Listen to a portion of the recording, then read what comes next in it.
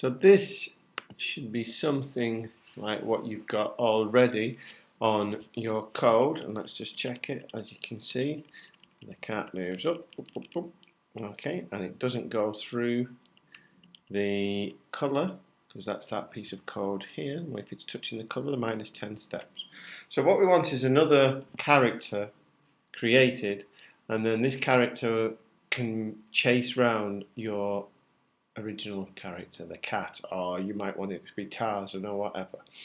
So you could import it from the internet, and you could do that later, but for speed I am just going to grab a sprite from this here. Did you see what I did there? Sorry. So you can see here you can either paint a new sprite, you can choose a sprite from the file that they're already in there, or this one you get a surprise sprite. Well, I'm going to see if I can see something like a tiger or something like that you might find. There you go. Let's have that one. Okay.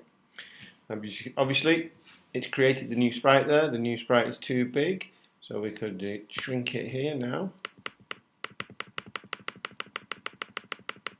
Oops.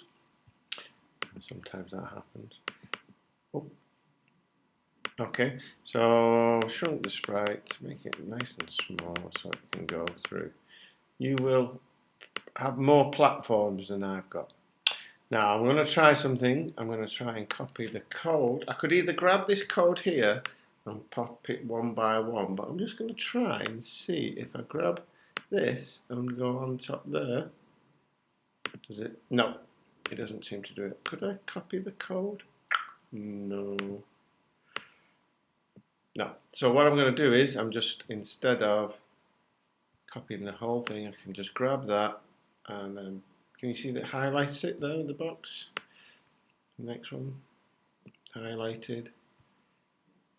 Next one, highlighted. Next one, highlighted.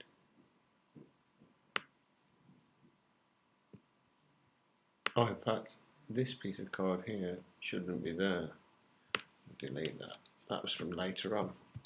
So here we go. That's a piece of code that shouldn't be there. I've not explained that yet. Okay, because you can see here that it has copied all of that code onto there.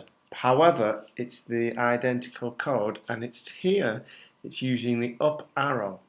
Now we can't use the up arrow because this is what would happen. Look, both of the sprites will go up. Oh, before I forget, I'm going to turn that around. Remember what we do that? Only face left and right. There you go.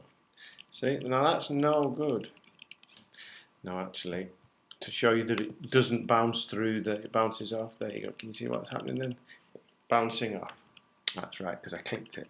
That's this piece of code down here when it's touching that colour. So what we said we would do is like maybe use the other side of the keyboard. On the other side of the keyboard you can choose some of the letters to use instead of the arrow keys.